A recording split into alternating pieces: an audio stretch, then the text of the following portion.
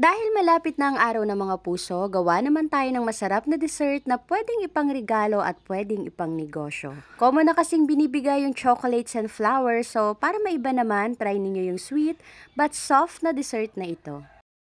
Napakalambot. Sa recipe na ito ay 3 ingredients lang ang ating kakailanganin. Una yung marshmallow, powdered milk at condensed milk. Kahit na anong brand ng powdered milk at condensed milk yung gagamitin ninyo ay pupwede.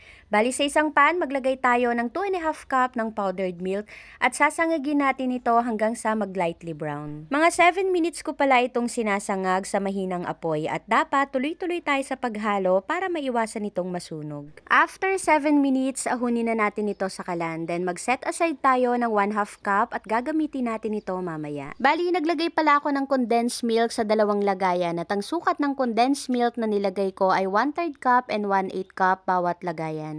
Then lalagyan ko ito ng food flavor, ube and pandan yung napili ko.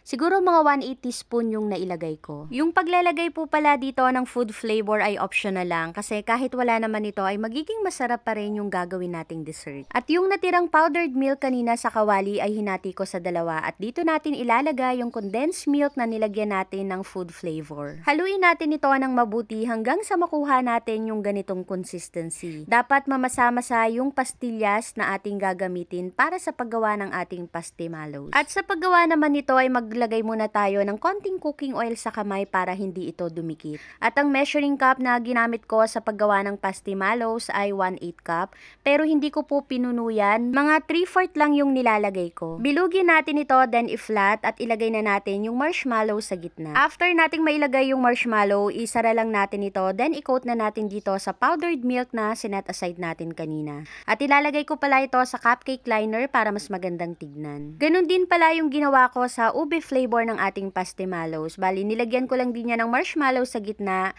at ikinote natin dito sa powdered milk. At sa packaging naman ay gumamit ako dito ng clamshell at naglalagay ako ng 8 pieces ng pastimalos. And ready to serve na ang ating napakasarap na pastimalos. Gusto mo rin ba? Tara, kain tayo.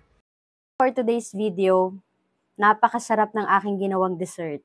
Ito ay tatawagin nating pastimalos. At dahil nalalapit na rin ang araw ng mga puso, Valentine's Day, saktong-sakto yung aking ginawa. So, pwedeng-pwede natin itong ipangregalo at pwedeng-pwede rin na ipangnegosyo. Yung pagdedesign dito sa packaging ng ating pastimalo ay nasa sa inyo na po kung anong gusto ninyong ilagay. Pwedeng sticker or pwede rin nyo naman lagyan ng ribbon. Pag ribbon kasi yung nilagay ninyo, ayan, mas cute siyang tignan. Pag hinati po pala siya sa gitna, ayan.